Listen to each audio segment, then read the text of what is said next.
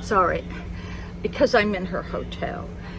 She just came up from cleaning. I offered to help her, but she says I'd only get in her way. And I understand that, because when I do housework, I don't want anybody in the house. When I was growing up, I threw my sisters out of the house because they didn't work as fast as me or as proficient, and it would just piss me off. So I understand where she's coming from. It's just like when my son was living with me, I did not like him doing my dishes. Here I am going off the subject, but that's just me, right? Okay. So, yeah, she said, Debbie, you were the only one who took the time to say hello to me. And her name is Debbie, too. She's my age, and we are, this is the couple that I go everywhere with. Now, in the beginning, my husband went with me and them, but she did witness one time him being emotionally abusive to me.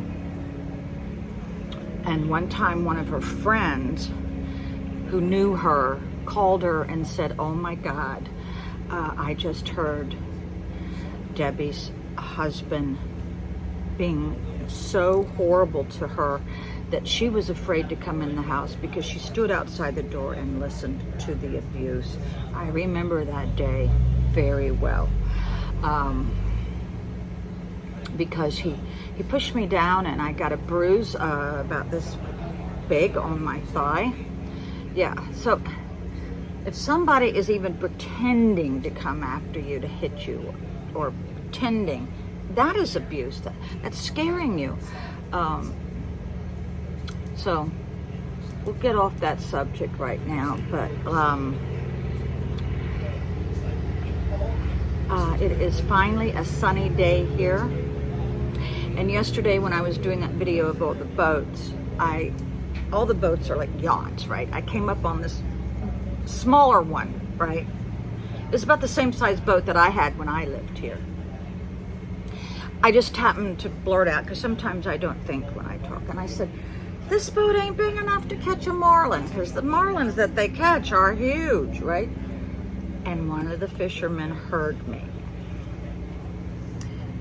And I know he gave me a face. So when we wrapped back around and passed him, he looks at us and he goes, are you the one that said that about my boat? I've been very depressed ever since you said that. And I go, yeah, it was me.